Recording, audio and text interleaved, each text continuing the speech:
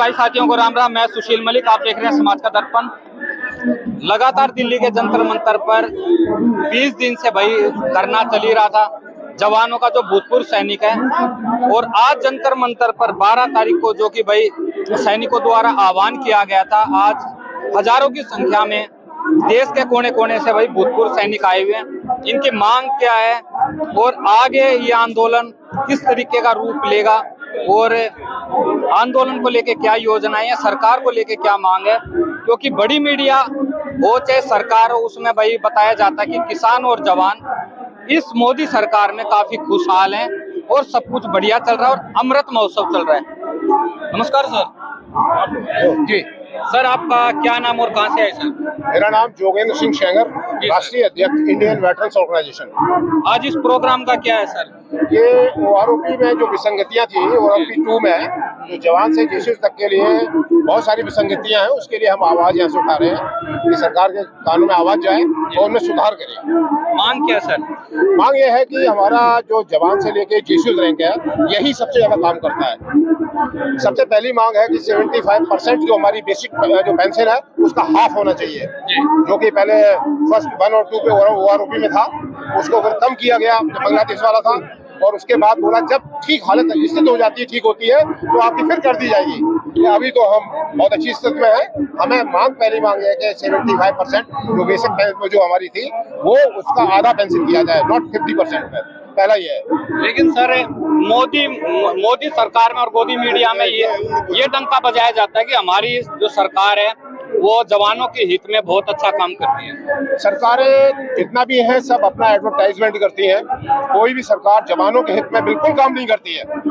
हमने ये रेवाड़ी की रैली में मोदी जी को लाए थे, उसका नतीजा ये मिला है हम लोगों को। कोई भी चीज, कोई भी सरकारें हैं, हम लोगों ने जवानों के अंदर अब ये जागरूक हो गए हैं, ये सब समझते हैं हर चीज। अपनी आवाज हर तरह के, हर राजनीति के छोड़ के यहाँ पर आए हुए हैं अपनी आवाज उठाने के लिए। यहाँ कोई भाजपा कांग्रेस कुछ नहीं है। We are all veterans, nation first जो कैप पर लिखा हुआ है, यही हमारा सिद्धांत है, मरते दम तक होगा। और अपनी आवाज सम्मान के लिए हम उठाते रहेंगे। इसके साथ ही हम एमएसपी है उसकी भी हम बात उठा रहे हैं। अगर हमारा कोई हाई एल्टीट्यूड में या कहीं भी होता है, जो भी है वो सबका इक्वल होता है। सिपाही से लेके ऑफिसर्स का सबका इक्वल एमएसपी होना चाहिए। डिसेबिलिटी बराबर होनी चाहिए। अगर हमारा आदमी की एक टांग कट जाती है कहीं ऊपर, ऑफिसर की टांग कटती है, जवान की कटती है, उसकी बराबर कीमत होनी चाहिए। ये नहीं कि उसको एक को 75 लाख दे दिया है, एक को 10 लाख दे दिया है, वो नहीं। यही हमारी मांगे हैं चल रही सरकार से, वो सरकार को सुनना पड़ेगा। सबसे बड़ी मांग हमारी ये है कि जितने वेटरन्स एसोसिएशन भारत के हैं, इनकी सहभागिता चाहिए। जो भी डिसीजन होगा रक्षा के उसमें हमारी सहभागिता चाहिए। सरकारी संगठनों का हम विरोध करते हैं, वो सब चिमचे हैं सरकारों के बनाए हुए, वो बोलते नहीं है, उनका हम सख्त विरोध करते हैं। उनको ब्लॉक कर दिया हम लोगों ने, कि ग्राउंड लेवल पे हम लोग हैं। हमें सहभागिता चाहिए। जो भी निर्णय होगा आर्मी के लिए वो हमारा सहभागिता होगी। एक हम पूरा मोर्चा बनाएंगे, उसमें टीम सेलेक्ट करेंगे, वो सरकार से बात करेगी। जो भी निर्णय होगा वो पूरी बात हमारी टीम करेगी। तो सर, इन मोदी सरकार में इन 8-9 साल में कुछ तो सैनिकों के लिए अच्छा किया होगा, क्योंकि मोदी जी होली दिवाली पे बॉर्डरों पे जाते हैं, सैनिकों के साथ अपने त्योहार मनाए जाते हैं, तो उनको काफी सैनिकों के नजदीकी समझा जाता है। तो इतनी भेदभाव और जो आपकी मांगे हैं ये उन तक क्यों नहीं पहुंच नहीं पा रही या फिर अनदेखा किया जा रहा है? ऐसा है, मोदी सरकार, जो भी सरकारें हैं वो कहती सभी अच्छा कर रहे हैं, लेकिन ग्राउंड में इम्प्लीमेंट नहीं हो पाता है। आपने देखा यहाँ पर कितना media, national media, Jantar Mantar अपनी आवाज उठाने का था, कहीं मीडिया है भी नहीं दिखा रहा है। क्या कारण है सर? कारण यही है कि ये राजनेता है, हम लोगों को बिल्कुल पागल बना रखा है इन लोगों ने। चाहे कोई भी सरकार हो, अभी हम एक बड़ा मूवमेंट करेंगे कि एक इतना बड़ा मूवमेंट होगा कि अवेयरनेस मूवमेंट, जो सारे एक्स सर्विसमैन, किसान आंदोलन से बड़ा मूवमेंट करेंगे कि एक तरह से सिस्टम बदल देंगे, युवाओं को राजनीति ग्राउंड में लाएंगे और नेशन फर्स्ट की थ्योरी पे काम कराएंगे। लेकिन बता रहे अमृत महोत्सव चल रहा है देश में, ये सब कहने की बातें होती हैं। अमृत महोत्सव, अभी मैं आ रहा हूँ कानपुर से, उद्घाटन करके आया हूँ शहीद का। वहाँ पर 25 जो महिलाएं हैं रो रही है बड़ी बड़ी, उनको इतना बुरा हाल है, वीर नारियां, उनका इतना बुरी कंडीशन है उनकी, वहाँ पर कोई सुनाई नहीं है। तो मैं देख रहा हूँ ग्राउंड में हम लोग काम कर रहे हैं। इंडियन वेटरन्स हर ग्राउंड में काम कर रही है। हरियाणा में हर जिले में, स्कूलों में शहीदों का नाम से करवा दिया है। दिन रात काम कर रहे हैं पूरे भारत में हम लोग। तो जो सरकारें हैं ये सब अपना एक लोलुप देती है, लालच देती है, करती कोई नहीं है। जब तक एक बड़ा मूवमेंट नहीं होगा तब तक ये नहीं मानेंगे। तो सर, आने वाले समय में हम ये देख सकते हैं कि जो किसान है, क्योंकि सर आजकल एक माहौल बना हुआ है कि मोदी विरोधी यानी देश विरोधी यानी मोदी सरकार के खिलाफ कोई आवाज उठाता है या उनकी जो भाई योजनाओं पर कुछ बोलता है तो उनको कह देते हैं कि ये कांग्रेसी है या फिर विपक्ष की चाल है, इस तरीके के आरोप लगते हैं। नहीं नहीं, बिल्कुल हम सरकार का कभी विरोध नहीं करते। कोई सरकार हो, चुनी हुई जनता की है, लेकिन उसको आगाह करते हैं अपनी ये तरीके से बात करके, उसका सम्मान करते, आगाह करते आप गलत कर रहे हैं, इसको सुधार करो। अभी हमने जंतर मंतर पे ये दिखाया है, कल को इससे बड़ा किसान आंदोलन से बड़ा होगा, फिर ये इनको दिक्कत आएगी, इसलिए पहले हम सचेत कर रहे हैं। सर एक चीज और पूछना चाहता हूँ कि आने वाले समय में जैसे किसान आंदोलन दोबारा शुरू होने लग रहा है क्योंकि उनकी भी एमएसपी और कई चीजें मांग नहीं हुई, तो क्या जवान और किसान एक साथ खड़े हो सकते हैं अपनी मांगों के लिए? बिल्कुल बिल्कुल, जवान किसान का ही बेटा है और पूरा सिस्टम जो भारत का है लोकतंत्र में वो हमारे ही हाथ में है। किसी को चाहे सत्ता को दाएं कर सकते हैं चाहे बाएं कर सकते हैं, लेकिन हमें एकजुट में आना पड़ेगा। पहले सरकारी संगठनों को खत्म करना होगा, वो हमारे साथ जुड़ेंगे, एक हम ऐसा करेंगे तभी हमें सम्मान मिलेगा एक सर्विसमैन का। हम बिल्कुल नेताओं पे भरोसा नहीं करते हैं। तो सर यहाँ पर इतना बड़ा आपका जन सैलाब उमड़ा, देश के कोने कोने से आए, तो और जगह पर क्या माहौल चल रहा है इस आंदोलन को लेके आपकी? जो हमने 20 तारीख को ये आंदोलन शुरू किया, 20 तारीख को ये सब दिखाई दे रहा है, ये सब आए यहाँ से शुरू किया हमारा, और वही मुहिम अभी यहाँ पर हो रही है। नफरी ज्यादा होने के वजह से हम लोगों ने काफी विड्रॉल किया है कि हमें डीसीपी ने परमिशन नहीं दिया था, जो हम डिसिप्लिन से काम करते हैं। तो अभी पंजाब, हरियाणा, राजस्थान, हिमाचल, ये सब हिमाचल के खड़े हुए, JNK से ये खड़े हुए हैं, ये सब हमारे आए हुए हैं वहाँ से। तो अपनी आवाज शांतिपूर्वक हम उठा रहे हैं, किसी को गाली गलौज नहीं, सरकारों से रिक्वेस्ट कर रहे हैं, अनुरोध कर रहे हैं कि हम लोगों की तरफ ध्यान दें। ये छोटी सी चीजें चल रही हैं जो पूरा का बड़ी लॉबी को, जो बड़े लोग हैं ऊपर बैठे हुए हैं, जो अपना निर्णय ले लेते हैं, उनको ज्यादा बेनिफिट हो जाता है, जवानों को रह जाता है। तो हम चाहते हैं कि हमें सहभागिता वहाँ मिले, हमें सहभागिता वहाँ मिले, हम ही वहाँ डिसीजन मेकर हो कि 97% हम लोग हैं, हमें वहाँ निर्णय चाहिए, हमें वहाँ मीटिंग में बुलाया जाए, हमारी एक यूनियन बनेगी, उसको वहाँ बुलाया जाए, तब हम जवानों की आवाज उठ सकती है। तो सर आने वाले समय में ये भी देखा जा सकता है 2024 में लोकसभा चुनाव है, तो अगर सैनिकों की मांग पूरी नहीं होती है या उनको अभी भी लटकाए सरकार रखते है, तो वोट की भी चोट सैनिक कर सकता है। देखिए ऐसा है कि 1973 में हमारी पेंशन थी 50% कर दी गई, उसके बाद ये OROP एक मतलब पिक्चर में आया था। जी सर। तो OROP इसलिए दिया गया था कि हमारे जो सैनिक अर्ली एज में रिटायर जाते हैं, वो 35-40 साल का रिटायर हो जाता है, उसके बच्चे उस टाइम 5वीं 6वीं में पढ़ते हैं, तो उनका एजुकेशन का, उनकी मैरिज, उनका सेटलमेंट, इसलिए इसको लागू करने के लिए आया था ताकि हर टाइम में इनकी पेंशन जो है बढ़ती रहे। ये था इसका वार। परंतु आज इसकी डेफिनेशन चेंज हो गई है। हम जो है सरकार से जो भी विसंगतियां हुई है, जो नायब सूबेदार रैंक से लेकर ऑनरी कैप्टन तक की पेंशन जो माइनस में चली गई, मतलब माइनस में तो बढ़ी नहीं, रिवाइज होनी थी 14 वालों की पेंशन, 14 के बाद वालों की जब रिवाइज इनकी पेंशन ही कम रह गई तो उनकी रिवाइज क्या होगी? रिवाइज तो की नहीं गवर्नमेंट ने। तो हमारा राजनीति, हमारा सरकार से यही अनुरोध है कि जो ये विसंगतियां इस OROP 2 में हुई है, हम उनसे प्रार्थना कर रहे हैं कि उनको जल्दी से जल्दी सेटल किया जाए। अगर सरकार नहीं सुन पाती है या वो सोचती है कि 25-26 में देख लेंगे, 24 का चुनाव, क्योंकि 9 राज्यों के चुनाव भी है, मोदी जी भी लगातार प्रचारों में लगे हुए हैं, तो सैनिक ने जिस तरीके से मोदी सत्ता को समर्थन दिया था 2014 में, तो अगर वो सरकार इधर उधर होती है आपके मुद्दों से, तो क्या सर चोट दे सकते हैं? बिल्कुल बिल्कुल, पूरी चोट मिलेगी। चोट तो नेचुरली मिलेगी, बट ये है, देखिए ना, इन्होंने 14 में हमारे से प्रॉमिस किया, ये गवर्नमेंट ने हमें दिया है, तो हम इनसे ये अनुरोध करते हैं कि भाई इसको मतलब संभालिए आप और इसको देखिए। और ये इतने जवान जो खड़े हैं, इस बहुत ही अर्जेंट हम उससे प्रार्थना कर रहे हैं कि इसको जल्दी सेटल कीजिए। तो भाई ये सारी बातें हैं। तो ये हमारे प्रेसिडेंट है और ये हमारे JNK से। अच्छा, कौन से ये? नमस्कार सर। नमस्कार।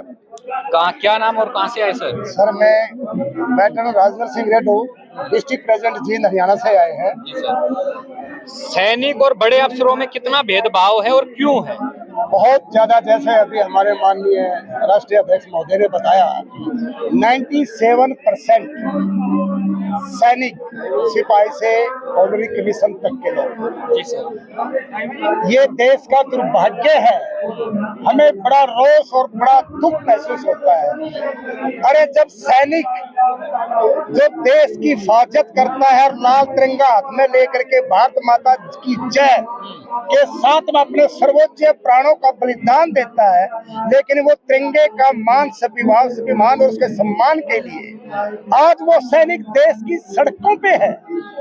किसान का अन्नदाता 1-1.5 साल से जो अन्न पैदा करके एक लेबर का जिसका पेट भरता है, वो किसान आंदोलन के आज तक उसकी मांगे पूरी नहीं हो। और जिस देश का किसान और जवान लाल बहादुर शास्त्री का जो नारा चीरता, जय जवान जय किसान, आज यही कमी थी हमारे जवान सड़क पे नहीं आए थे, आज वो भी पूरी हो। इससे बड़ा देश का दुर्भाग्य क्या होगा जब देश की सीमाएं सुरक्षित नहीं है और किसान अन्नदाता अगर सड़क पे खड़ा होकर के रो रहा है, तो क्या देश का राजा देश के लिए डेवलपमेंट के लिए, उसकी प्लानिंग के लिए, उसकी ग्रोथ के लिए सोच पाएगा? और ये इतनी जनसंख्या जो इतने पूरे भारतवर्ष से लोग इकट्ठे होकर के हम यहाँ आए हैं, अरे हमारी मांगे इसके अंदर ठीक है, हमारे जो अफसर भाइयों में भी हमारे भाई, हमारे बच्चे हैं, हमारा परिवार है, हमारे 60% हमारे बच्चे आस-पास के अंदर, हम उनके खिलाफ नहीं बोल रहे हैं, ठीक है, उनका हक उनको मिल गया, उनको जो देना है दो उनको देना दो। लेकिन जो हमारी मांगे हैं, जो हमारे साथ अनदेखी और भेदभाव किया है, थर्ड पे कमीशन से लेकर के चाहे 70% से 50% पेंशन का है, 30% से 50% अधिकारियों की बढ़ाई गई है, चाहे डिसेबिलिटी पेंशन का है, वार इंजरी पेंशन का, लिबरलाइज्ड फैमिली पेंशन का है, डिसेबिलिटी पेंशन का है, किसी भी पेंशन के अंदर इतना भेदभाव। जब एक आदमी एक शहीद होता है, एक ऑपरेशन में जाता है और वो डिसेबल्ड होता है, उसका एम्पुटेशन होता है, उसका अंग कटता है, उसकी डिसेबिलिटी मेरे को हमारे अधिकारियों का डिसेबिलिटी में इतना फर्क क्यों? क्या उनके बच्चे विधवाएं भी अब परिवार नहीं है? एक एमएसपी, एक बैड क्लाइमेटिस, नेचुरल क्लाइमेटिस, वेदर कंडीशंस, ये किसी के हाथ की नहीं होती है। जब एक जवान एलओसी पर बैठ के पेट्रोलिंग और अम्बुश करता है, और जब आपदा आती है, और एक अधिकारी तो पीछे टेंट में सिगड़ी और पंखे लगा करके बैठा रहता है, वो जवान सबसे पहले अपने सीने में गोली चलता है। इस भारतवर्ष के जो योद्धा यहाँ घूम रहे हैं, 4 युद्ध जीत करके दिए हैं इन्होंने देश के लिए, और जिसकी वजह से आप लोग खुले में कैमरा लेकर के घूम रहे हो। आज हम खुले वातावरण में सांस ले, सब इनकी बदौलत। और आज उन्हीं के साथ ये भेदभाव किया जा रहा है। उनकी 15,500 रुपए एमएसपी है और हमारे जवान की 5200, जिसका आधा 2600 रुपए में मिलता है। यदि हमारे को 15,500 रुपए एमएसपी मिलती है, जिसका 7,750, 2600 निकाल दो, 5150 डीए मिलता, तो मेरे को 7,000 रुपए का एक सिपाही से ऑनरी कमीशन तक को फायदा होता है। सर आपसे एक सवाल, जो तो ये हमारा दुर्भाग्य है कि हम सरकार से ये विनती करते हैं, जैसे रेवाड़ी के अंदर हमने मोदी जी को सरकार के ऊपर बिठाने का, गद्दी पे बिठाने का काम किया, तो हम तारने का भी काम कर सकते हैं। अच्छा या तो हमारी मांगे पूरी। आपसे सवाल सर, जो बड़ी मीडिया है, कोई नहीं सर, जो बड़ी मीडिया है, नेशनल मीडिया है, जिनको राष्ट्रवादी मीडिया बोलते हैं, वो इतने बड़े आप लोग देश के कोने कोने से हैं, लेकिन बड़ी मीडिया क्यों नहीं आप तक पहुंच रही? मतलब आना नहीं चाह रही, या फिर उनको लगता है कि ये मेरे से ज्यादा सवाल आप, इसका जवाब आप अच्छी तरीके से जानते हो, लेकिन आपसे सुनना चाह रहे हैं। आप मेरे से ज्यादा जवाब आपके पास में पता है, आप भी जगाइए इस मीडिया को, क्योंकि मीडिया हमारे देश का लोकतंत्र का चौथा स्तंभ है, जो सच को सच कहने की ताकत रखता है और सच को सच दिखाने की हिम्मत रखता है। अरे मेरे भाइयों, अभी भी नहीं जागोगे तो कब जागोगे? हमारे सैनिकों की एक ही पुकार है, अभी नहीं तो कभी नहीं। हम सैनिक अपना किसी से ना किसी से भीख मांगते हैं, हम सैनिक केवल अपना हक मांगते हैं, हमें अपना हक चाहिए। पर ये सत्य है, सैनिकों का अपमान नहीं सहेगा हिंदुस्तान।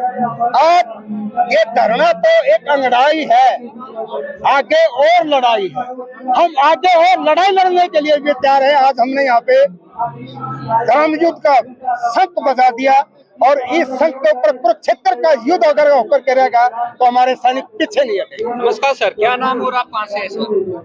मैं कत्थर से आया हूँ जी, मंदिर सिंह नाम है मेरा।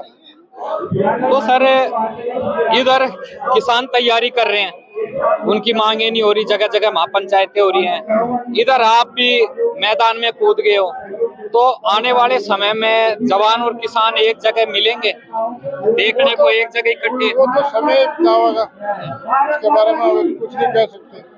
अच्छा, जमीनी स्तर पर क्या चल रहा है, कैसी तैयारियां चल रही हैं जवानों की इस आंदोलन को लेके?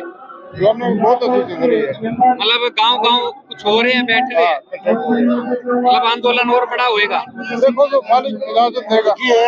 अभी ये जो आंदोलन दिल्ली में चल रहा है, हमारा हर एक राज्यों में चल रहा है। जी हर एक राज्य का राजधानी, मैं उड़ीसा से बिलोंग करता हूँ, जी सर। आज भी भुवनेश्वर उड़ीसा राजधानी में यही आंदोलन चल रहा है, यही मांगे चल रही है, क्योंकि इधर ज्यादा नफरी का अलाव नहीं है, तो नफरी इसलिए हर एक राज्यों से चुना हुए आए हुए हैं यहाँ। तो डिमांड जायज है, ये डिमांड को मानना चाहिए सरकार। तो जो नाइंसाफी है, जो नाइंसाफी है, जैसों की साथ जो रीढ़ का हड्डी है, पे लेवल 8 उनको मिलना चाहिए और सबको समान एमएसपी मिलना चाहिए, ये हमारा मांग है। तो भाई ये सारी बातें, वीडियो को भाई ज्यादा ज्यादा शेयर करना, अपनी राय जरूर देना। आगे भी और फौजियों से, जवानों से बात करेंगे। तो भाई काफी हजारों की संख्या में यहाँ जंतर मंतर आए हुए हैं। सरकार कब तक सुनती है, कब इनकी समस्या का हल निकलता है, वो भाई आगे समय बताएगा। तो भाई वीडियो को ज्यादा ज्यादा शेयर करना, अपनी राय जरूर देना। सभी भाई साथियों मेरी राम राम।